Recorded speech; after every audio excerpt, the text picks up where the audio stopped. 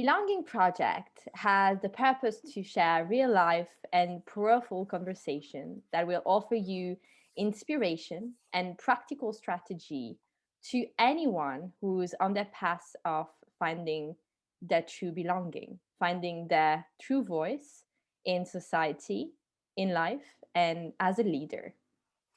This conversation is exactly what it needs to be at this moment in time.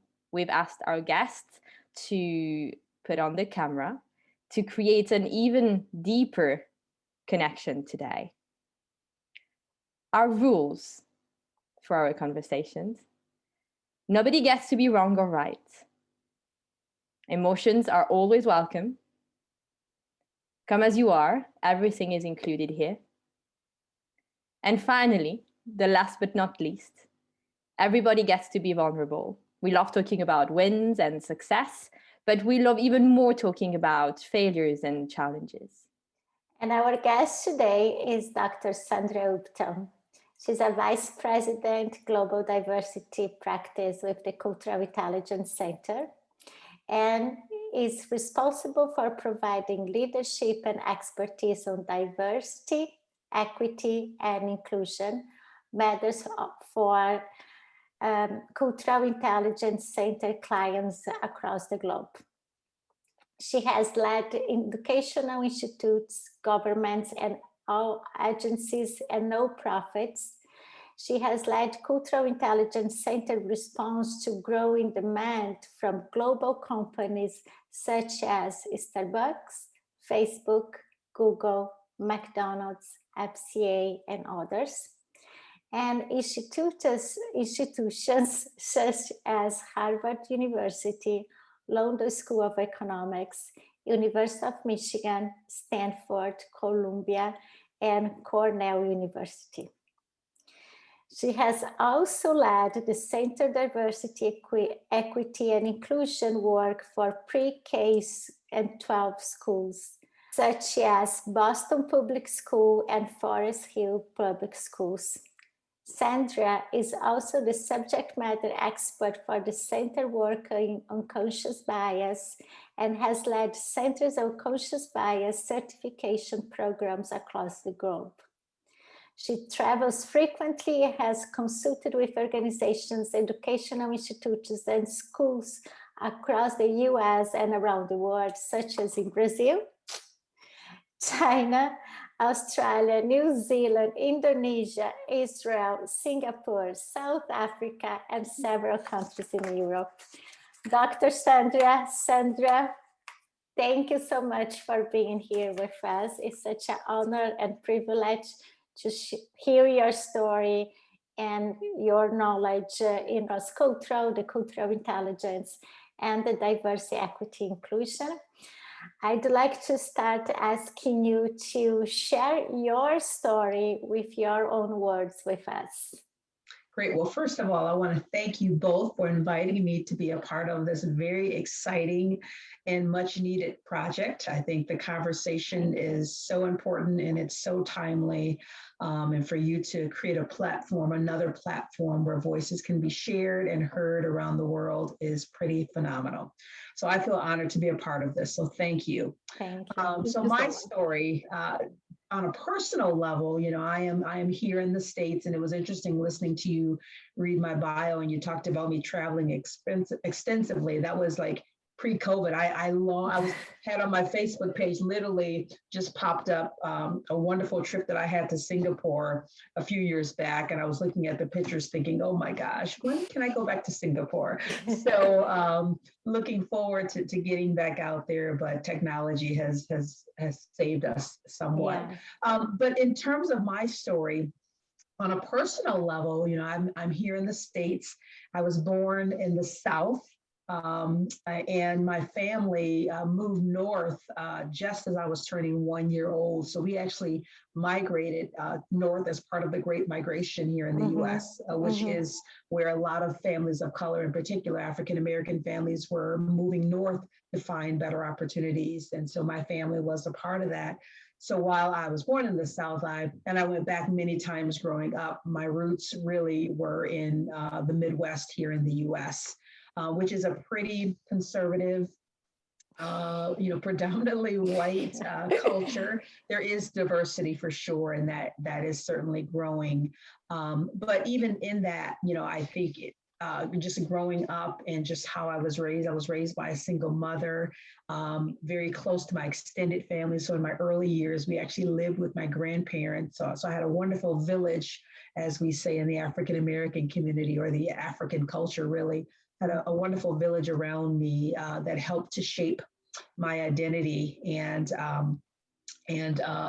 built in me a very, very strong work ethic. And I always knew that I had a passion for education. There was no question in my mind that I was going to go off to college and attempt to do great things. And so fast forward, I still lived in Michigan, went to a university here in Michigan, and then moved on to the East Coast. And I left Michigan because I wanted, not that I didn't feel a sense of belonging to some extent, but I think about it, I moved to the East Coast, specifically to Washington, D.C., because I longed for more diversity. Yeah, okay. So that just kind of popped in my head right now, but that was a big motivation. I knew it was out there, and I wanted to be part of a community where there was a lot more diversity, more people that looked like me, as well as many, many other cultural backgrounds. But when I landed there, that ended me up, started my first work in the education space. And I won't go through every too much, because that'll take a long time, because it's been a long time since those days. But for in the short, I ended up working in education for many years. I started work at a small, like an educational institution in the DC area. And from there, I just ended up with this trajectory in the education space, ending up back in Michigan with a position at a university, teaching as faculty for many years, and then actually stepping into administration.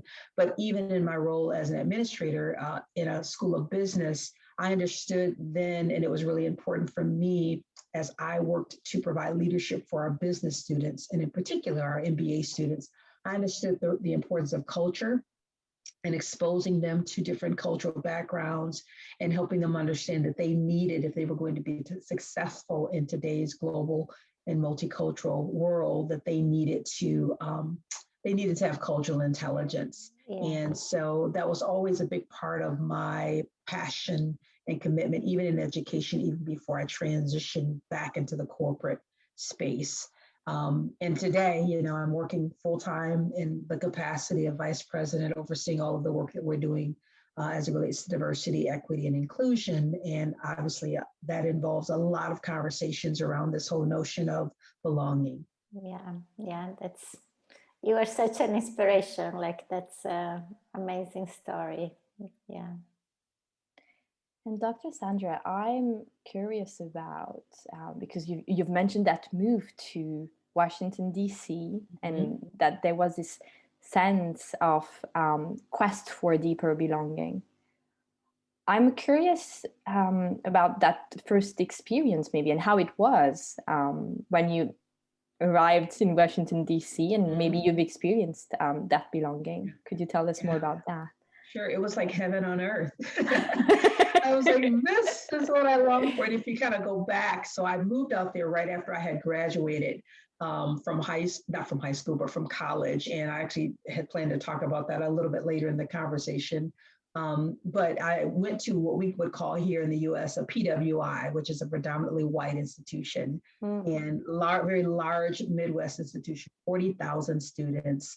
There was some diversity, but students of color were still certainly the minority on campus. And I remember having many moments of not feeling a sense of belonging in that environment, and just thinking about, boy, I can't wait until I graduate, because it was overall a very positive experience. So I want to qualify it by the comments with that. Very positive overall. I met some wonderful people from many, many cultural backgrounds, which I absolutely love and thrive off of. But generally speaking, I had many moments throughout that experience where I didn't always feel that sense of belonging. And so I knew that when I graduated, I had a choice of staying in the Midwest or exploring other places where I knew that there would be more diversity. So it was heaven on earth, a lot of diversity, and I thrived, did well. I ended up coming back. Talk about personal. I ended up coming back to Michigan because my mother got sick. So and thank goodness she's doing fantastic today. But at that time, it was pretty serious and didn't quite know. So that is what brought me back here to the Midwest here in the States. But it was a great experience. And had those circumstances not been as they were, I would likely still be there. Thank you. And we met at the Cultural Intelligence Center, now that where you are the vice president, and also for Fiorenza and I, we do the cultural work, and we know that the importance of having this cultural awareness and develop the cultural intelligence. But I would like you to talk a little bit more, even for people who will watch us later, what is this in cultural intelligence, and what is this impact, this relationship, let's say, with the diversity, equity, and inclusion? Sure, fantastic question. So, I like to start with the basic definition of cultural intelligence, which is the capability to function and relate effectively in any multicultural situation. And the one word that I always emphasize in that definition is capability. So often in this space, even when we're talking about belonging, we talk about this idea of having greater awareness and sensitivity to cultural differences. And those are very important pieces of the puzzle, but we know that none of those guarantee that we're going to be effective. So I can be sensitive to the diversity that's represented in my space. I can be aware of that, but that doesn't mean that I'm actually going to do a good job of engaging in ways that make people feel included or make people feel this sense of belonging. And so cultural intelligence is really the difference maker. It really is the foundation and strategic link whenever you're talking about any of those areas: diversity, equity, inclusion, and belonging. So again, you can't, you can have a very diverse group of people and they look beautiful. On the outside, they look like this amazing mosaic. I mean, we look gorgeous, don't we, ladies? Yes. We're from, we're in 3 parts of the world right now. I mean, it's exciting. But if we didn't have cultural intelligence, we would be very limited in our ability to really share in our experiences, understand those experiences, create a space where each of us can feel fully comfortable in bringing our whole selves into that space, into that conversation. So it really is, as we like to describe it, the foundation and strategic link. And there's extensive research to back that up, but just on a very practical level for all 4 of those spaces: D for the diversity, I for the inclusion, E for the equity, and I for B for the belonging. Yeah, I love the quote that you share on LinkedIn. Inclusion is not only welcoming everyone, it's having a culture and set of organizational routines that are explicitly inclusive. Yes. So we need much more, diversity is important, but we need more, we need to provide more, right? Yes, absolutely. And I think, people still, this belonging word is still pretty new, right? It's sort of risen to the surface in the last couple of years. And I think there are a lot of people who are still a bit confused even about the difference between inclusion and belonging, or they have different definitions, of how they see those terms. And I was thinking about that as I was preparing for our conversation today. And, when I think about inclusion, it's this idea of being invited to a space, or a situation. And that's a good thing. And that takes us beyond diversity, right? Diversity says we want the representation, but then are we actually inviting people to share their voices and their experiences?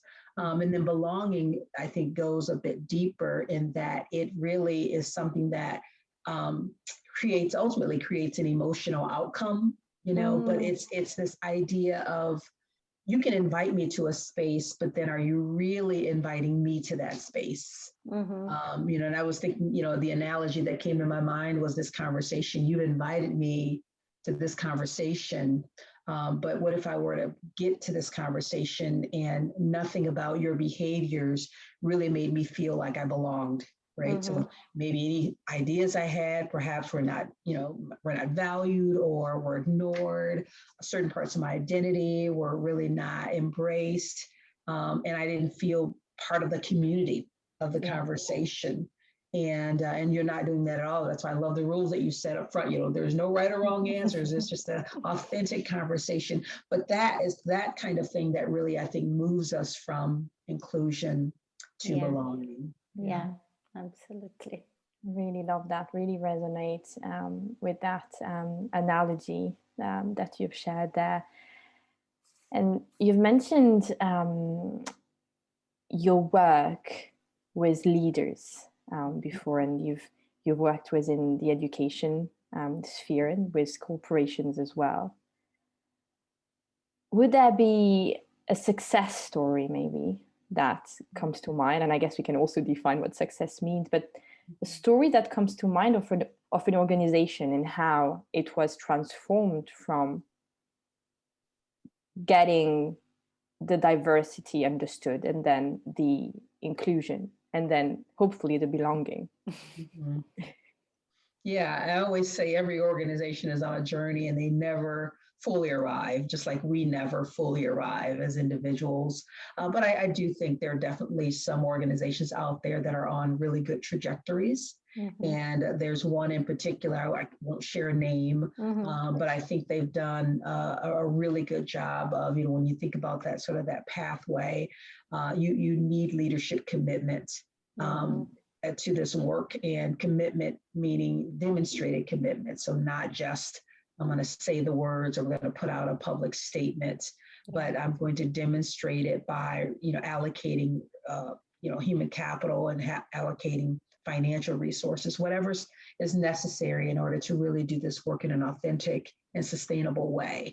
So there is an organization that we work with where leadership has really gotten it and has made that level of demonstrated commitment. So that's a first big step. And then they've done a great job of then rolling out that commitment across the organization and demonstrated and expected that everyone in the organization understands that it's everybody's job. It's not just the leadership's job. It's not just the chief diversity officer or whomever you might have that you've determined is going to lead the work. So this organization has done a good job of that, of really making it clear to everybody in the organization that it's all of our responsibility to support this idea of creating an inclusive and culture that creates a sense of belonging. And then the other key thing that I think they've done is it's one thing to tell people that you have an expectation of them as it relates to this work, and that you're going to hold them accountable. But both of those expectations are unfair if you don't give them the resources and support to contribute. And I think that's where a lot of organizations get stuck or don't do that great of a job. And in this case, this organization has done a good job. So they've done that through some learning and development, but then we worked with them to create tools and resources that enable people to feel empowered and more confident, less intimidated by this notion of, okay, so what, I think this is a good thing, but I have no idea what to do. So they've done a really good job of, again, across the organization, providing people at every level the support and resources that they need to contribute to the work. So those are some major things that I've seen this organization. So I would say that they are a success story in the making, right? Yeah. And I think they're farther along than many other organizations that I've seen out there. Yes, it's really about putting practice, right? Being active, not just in the. Amazing. Thank you for sharing this. And one big topic here in this diversity inclusion, and that is we are talking a lot nowadays, and that you also is an expert, is about unconscious bias. Mhm. And I see for myself and for my clients as well, this new, I will call new vocabulary is becoming more close. We are understanding more and more this vocabulary. I had a situation with a client last week, a coach client, and she was saying about her performance review that she had with her manager, and she said, Andrea, I know this is unconscious bias.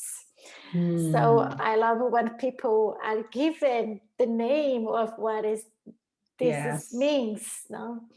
So based on your experience and even your knowledge in that field, what would be strategies for people, for leader organizations, whatever it comes to you? Of course, we cannot save the world, but what is the strategy to overcome this unconscious bias that people are noticing and living? No. Sure. Yeah. I think the first step is, what you just described with this person acknowledging that it exists, that it's very real and very rampant in our organizations. And I wrote a blog not too long ago. You may have seen it, where I was not trying to slam anyone, but I did highlight a story in a case of a major global company where the leader came under serious fire because they didn't acknowledge, they actually dismissed the reality of it. Now, they were in one way trying to make a point that the training that their employees were participating in was not successful. That's a fair conversation for sure, because we've got some pretty strong thoughts about how unconscious bias training works and doesn't work.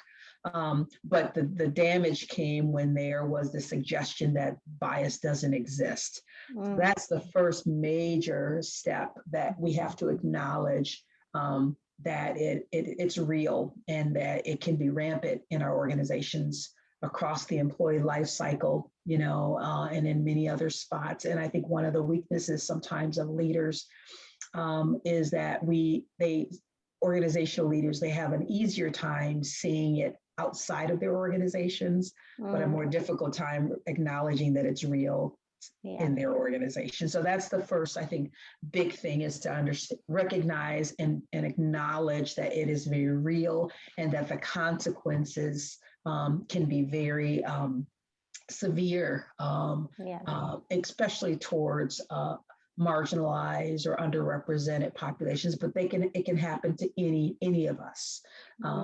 So it's not isolated to certain groups, although the impact can sometimes be significantly greater with groups that are underrepresented and marginalized. I think the other thing, and this is huge, is that's the missing link in a lot of our conversations and trainings around unconscious bias. And it's why people like this CEO argued that the training doesn't work. It's the approach and the assumption that unconscious bias training by itself is sufficient.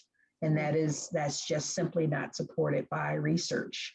And we know that the way we manage our biases is through cultural intelligence. We have to have the skill in order to, and use that framework in order to be able to not only acknowledge our biases, but then literally understand how we can determine strategies to manage those biases. And in practical ways, we know we're always going to have those thoughts, but the key is to control those thoughts so that they don't make their way, especially if they're negative and can have negative impact on others, that they don't make their way into our actions, behaviors, and decisions. So we believe that cultural intelligence is the strategy for managing unconscious bias, and not everybody is there. And so I think that's in part, and not to suggest there aren't some other fabulous trainers out there, but again, the approach and philosophy that we take is very research-based, and we know that it does change behaviors and influence, or it limits the impact that biases can have on decision-making in situations such as a performance review. Yes, absolutely. I do believe that. And here again, what I'm hearing is there's the concept, and once you are given the words and you understand what the words mean, what it means to have an unconscious bias, and how it feels when you realize you have one or many. But that is still in the conceptual phase. But then you need tools and strategies to put this into practice, and this is what you're doing. Yes, absolutely. And it's a mindset, and it's a framework that you can use. I share a story. I've shared this in a blog as well. And in a lot of the trainings that I facilitate, I often will start my trainings out, particularly when I'm doing an unconscious bias training, with the story of how I was at an event with my colleague who is the president of our company, who happens to be a Caucasian male. And we were at an event. My husband and I went to an event at his home and sat down at a table with an elderly woman who also happened to be Caucasian. She asked how I knew this, our president, and my husband said, well, she works with him. And she goes, oh, so are you his scheduler? And so biased, right? And so I share the story, not in any way to shame her, but to say, even if, and I don't know her experiences. So, it certainly was a biased comment, but I don't know her experiences. But so I chose to make it a teachable moment. Yes. But one of the points that I try and make when I share that story is that when you are using cultural intelligence to manage your biases, in her situation, the way she would have managed that situation is to, when the thought came in her head, right? CQ would say, let me think about what I'm thinking about. So if I see you and I say, boy, I wonder if you're the scheduler or the secretary, I'm going to, before those words come out of my mouth, I'm going to say, I wonder, why did I have that thought? Where did that assumption come from? How do I, so you think about it. So then when you process that in your brain, and we call it that system 1, system 2 thinking. So then the culturally intelligent words that would kind of come out of your mouth would be, so what do you do? The cultural intelligence center, because you could be the scheduler, which there's nothing wrong with that role, but I don't know what you do. So you could be the scheduler, you could be the president. I don't know. I'm not making any assumptions. So just tell me what you do. Let's start there. Yeah. Oh gosh, I have so many memories now that are resurfacing. I'll share a bit. So before I came to working in coaching and training, I worked for an investment bank, and then I worked for a broking company. And I guess I had a title, the kind of title that you had to explain a bit. So when you're at a event, even if it's a professional event, you hear broking company and you're like, it's not really a place where you have a lot of women, right? And yeah, I did have comments about, just like the first comment, like you just described that in that situation, are you the boss's assistant, right? Straight away, just going there. And it does happen. And there's so many things that you want to say, like maybe this would have been a good question to ask me. Yeah, I call them learning moments, a teachable moment. You make that, you have to make a choice in that moment. How do I want to handle this? And I'm going to make it a teachable without shaming, but also challenging, and to reflect on their thinking and words. And that's been many examples. It's been definitely a learning journey for me to even, reflect, or actually, I guess it was easier for me to reflect on what happened afterwards. And then the real learning moment was, okay, now I know that I can reflect, but how do I want to respond to that in the moment? And that's been a very deep learning. And Sure. I'm sure I can still replay conversation way better in my head now, but definitely. And sometimes it's not appropriate to respond in that moment. Sometimes, especially if you have a relationship with the person, sometimes it may be best. Let's say it's an event that was on a Friday night, emotions are high. You might have had a glass of wine, and it just could go wrong, could really go wrong. So maybe it's when we get back into the office on Monday, and let's, you pull the person to the side and say, can I just have a conversation with you? You said something, and curious why you thought that. And this is sort of how it landed, with me. In that case, I didn't know I'd ever see that woman again. So I chose to make that moment and I was very respectful. She was an older woman, so I certainly didn't want to do, that's certainly not how I've been raised to disrespect an elderly person. But I did come back and say, no, this is what I do there. But I'm curious to know what made you assume that I was. So it challenged some reflection on their part. So hopefully the next time they encounter someone that looks like me, they may think twice or think out of what we call system 2 in the brain. Yes, and people don't realize how these observations just things that people say random in a party, can have a big impact on us in certain way. I have a situation with my girlfriend, my best friend in Italy. I was here in US already, and then I was visiting there, and I mentioned to her, now we were in a table with other friends, and I said, oh, one thing that I love about the US, that you see a lot of doctors, lawyers, and even looking now around the city that are from so many different places, like Indian doctors and so many. And she did like a very Italian gesture saying like, come on.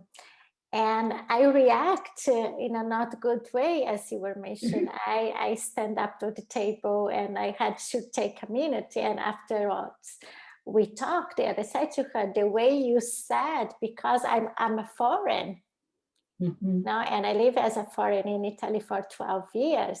It looks like that who doesn't belong sure cannot be someone else. Like have a good position, a good profession. And anyways, but so it's not just the words, the tone even, right? Yes, absolutely. Exactly. For sure. Yeah. Very good. So we were going with the quick questions and answers. So very briefly with whatever comes to you, to your heart, to your mind. So the first one is belong for me is?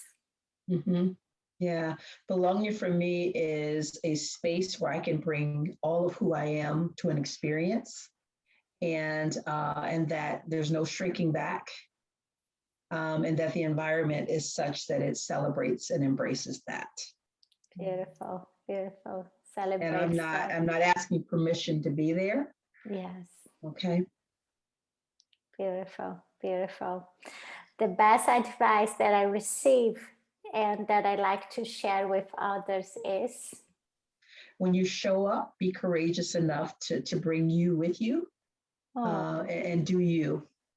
Oh, I love this. Yeah, I think that's really important. And I think with that said, obviously, we started out talking about the importance of cultural intelligence. So there's obviously that skill that we need to be able to adapt to our environment so that we are more effective. But that does not equate to being a chameleon or not being your authentic self. So having that balance.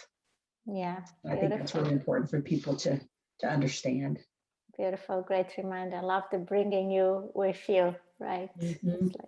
Love we often think about bringing others with us, and we often forget ourselves on the way. Yeah, exactly. Leslie, the world would be a better place if? I actually had to write some notes around this one because I was thinking about it, and what it came to me was I said, people, it would be a better place if people didn't fall prey to the false notion that when you invite others in, right, and when you give them a seat at the table or you create space for them at the table and give them a voice, that doesn't take away from them. I think people often resist inclusion and belonging out of fear that means that I'm going to lose, that I'm going to have to give up, and I qualify that by saying you don't lose. Now, if injustice is a factor, then there may be things that you might rightfully need to give up. But generally speaking, when you invite others in and you embrace who they are and what they bring to that experience, you can do that in ways that does not take away from you, and we all still win, and we're all better. We're all better as a result of that. Beautiful. Excellent. Thank you so much, Sandra, for being here with us. Such amazing nuggets of wisdom, so many things that we will take away, and hope that other people will watch this and have a heart with more cultural intelligence and compassion and empathy as well. Thank you. Really means a lot to My pleasure. have you had I can't wait to see today. how this evolves.